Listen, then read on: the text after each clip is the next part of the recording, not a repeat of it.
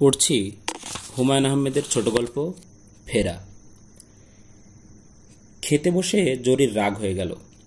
ভাতের থালা সরিয়ে তেজি গলায় বলল, মা, আমি ভাত খাবো না। দীপু বসেছিল জরির পাশে। বড় আপা যা করে তারও তাই করা চাই। সেও হাত গুটিয়ে গম্ভীর গলায় বলল, মা, আমিও ভাত খাবো না। হাসিনা কিছু বলল না, জরির দিকে তাকিয়ে রইল কিছুক্ষণ। জরি মায়ের তীক্ষ্ণ দৃষ্টি সম্পূর্ণ উপেক্ষা করে আগের মতো তেজি গলায় বলল, রোজ রোজ এক জিনিস, ঘেন্না লাগে মা। বড় আপার দেখা দেখি দীপু বলল, আমারও ঘেন্না লাগে, রোজ রোজ এক জিনিস। হাসিনার ভীষণ খিদে পেয়েছিল। দীপুর আব্বা কত রাতে ফিরে তার ঠিক নেই। হাসিনা খানিক ইতস্তত করে নিজের জন্য ভাত বাড়ল। দীপুর মাথায় হাত রেখে কোমল স্বরে বলল, ভাত খেয়ে ফেল লক্ষ্মী সোনা। বড় আপা খাবে না। না, সে রাজকন্যা কিনা পোলাও কোরমা ছাড়া খেতে পারে না। আমিও পোলাও কোরমা খাবো মা। আচ্ছা, খেও। দীপু আর চোখে বোনের দিকে তাকিয়ে ভাত মাখতে শুরু করলো। জরি বলল, ডিম ভেজে দিলে খাবো। ডিম নেই। তাহলে কিন্তু আমি খাবো না। হাসিনা কিছু বলল না। জরি কিছুক্ষণ অপেক্ষা করে ফের বলল, আমিও কিন্তু মা কাল সকালেই কিছু খাবো না।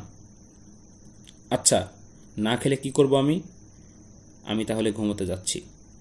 জরি প্রায় ছুটে বেরিয়ে গেল। হাসিনা ছোট্ট একটা নিঃশ্বাস ফেলল।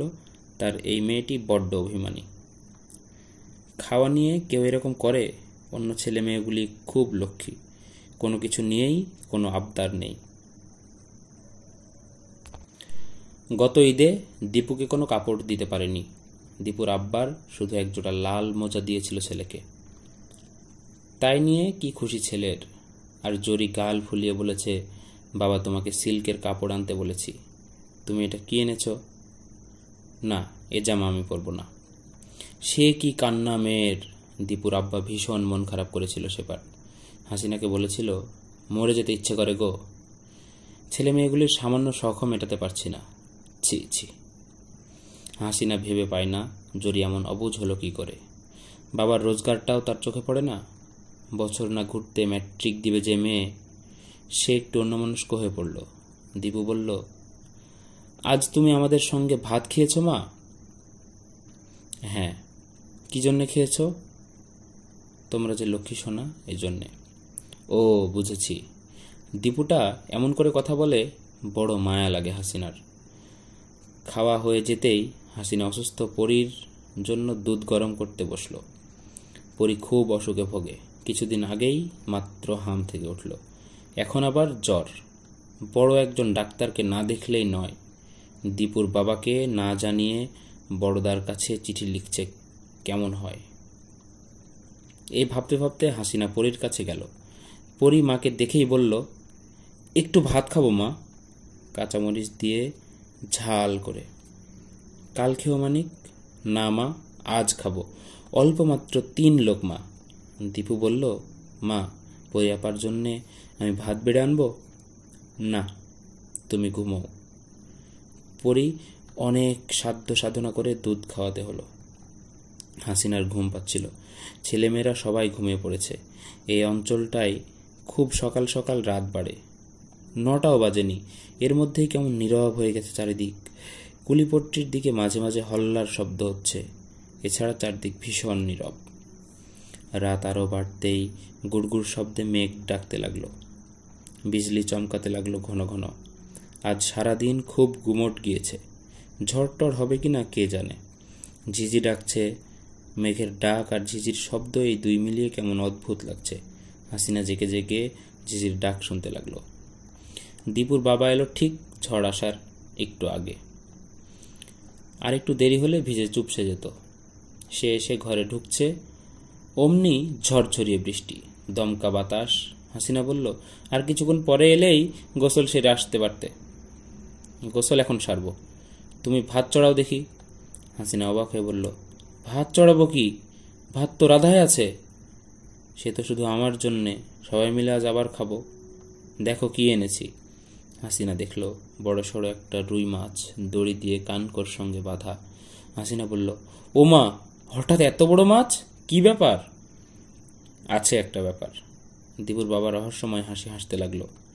আজ থেকে আমার 40 টাকা বেতন বেড়েছে। তোলো তোলো, সবাইকে ঘুম থেকে ডেকে তোলো। ওরে ও জরি, ওর তো মা। কিছুক্ষণ পর দেখা গেল সবকটি ছেলে মেয়ে উঠোনের চারপাশে গোল হয়ে বসে আছে। অসুস্থ শরীরে পরিও উঠে এসে তার বাবার গায়ে হেলান দিয়ে বসেছে। দীপু বসেছে তার বাবার কোলে।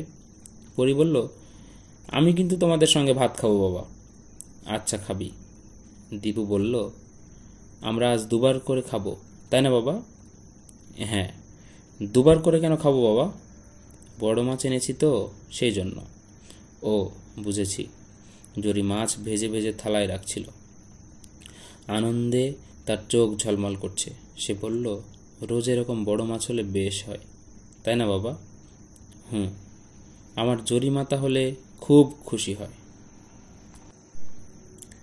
পরি বলল, রঞ্জু মামা গত বছরে এর চেয়ে বড় একটা মাছ এনেছিল, তাই না মা?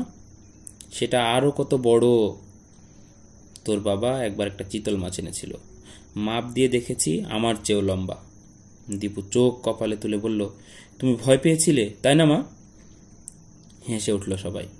ভাত তখনও হয়নি, কাজেই অনেকক্ষণ ধরে মাছ মারার গল্প হতে থাকলো। দীপুর বাবা একসময় জিজ্ঞেস করলেন, সবচেয়ে বড় মাছের নাম কি দীপু? চিতল মাছ বাবা। জরি বলল, দূর বোকা, তিমি মাছ। রাত বাড়তেই থাকলো। খাওয়া দাওয়া অনেক আগেই সারা হয়েছে, তবু ছেলেমেয়েরা বাবাকে ঘিরে বসে রয়েছে। সামান্য সব কথায় কথায় হা হা করে হেসে উঠছে। বাসন কোসন কলতলায় রাখতে গিয়ে হাসিনা অবাক হয়ে দেখে মেঘ কেটে অপরূপ জ্যোৎস্না উঠেছে। বৃষ্টি ভেজা গাছপালায় ফুটফুটে জ্যোৎস্না। সে অবাক হয়ে তাকিয়ে থাকে সেদিকে। অকারণেই তার চোখে জল এসে যায়।